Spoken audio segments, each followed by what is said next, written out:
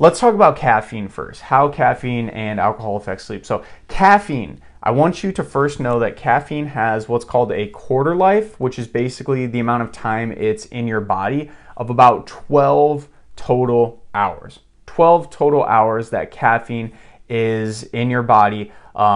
Let's say you have 100 milligrams of caffeine at noon. You have a cup of coffee. That's about a cup of coffee. 12 hours later, so at midnight, you would still have 25 milligrams of caffeine in your body circulating.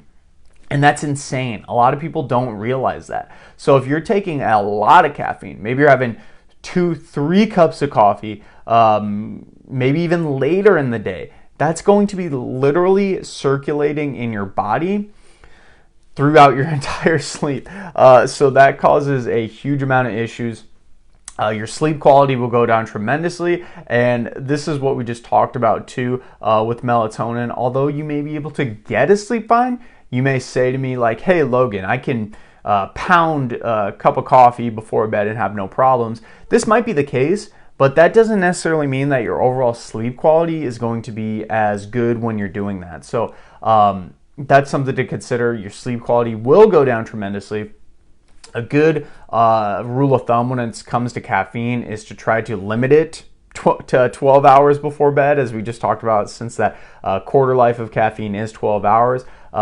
And then also in the morning, to avoid taking caffeine 90 or more minutes after you wake up. And this is something we talked about earlier, but we'll go over it again. The reason we're trying to delay caffeine intake after 90 minutes is because adenosine is built up in your body. And this adenosine is in large part what makes us tired at night and also a little groggy in the morning. So once that adenosine clears out from our body in the morning, that's when we can start feeling a little bit better. We don't feel as groggy. We actually feel ready for the day. Caffeine blunts the ability for adenosine to be cleared from your body. So by taking caffeine right when you wake up, specifically maybe coffee, you're delaying that adenosine to then come later in the day. So that's why a lot of time people get that afternoon slump. That often happens with taking caffeine right in the middle of the day. And then also too, caffeine can increase anxiety in some individuals. So if you're somebody who notices you are at an increased risk of having anxiety, or you're just highly anxious in general, caffeine can make that much worse. And then not only just the caffeine aspect of it, but the anxiety aspect of poor sleep. A lot of times if you're overthinking or just too anxious to fall asleep, this is going to cause quite a few issues as well. Alcohol isn't much better. Alcohol, again, we did another podcast on this earlier. You can check that out on our channel. Alcohol is not good for a lot of things, and especially your sleep. When we talk about standard drinks, so one standard drink a day is the recommended amount that's considered moderate drinking for females. 2 standard drinks a day is for males.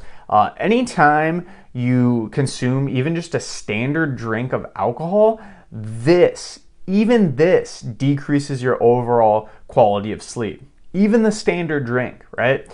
And you might be sleeping enough, and you might be saying like, okay, but I can sleep before bed. It makes me tired. It makes me loosened up.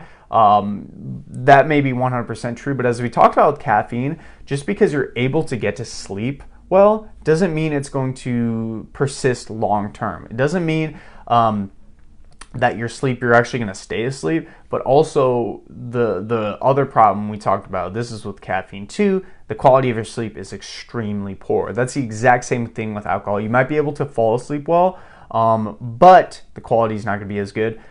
Caffeine and alcohol both dehydrate you as well. And a lot of times when we're dehydrated, we don't feel quite as energetic, quite as vigorous for our daily activities as well. So caffeine and alcohol can be kind of this never-ending loop.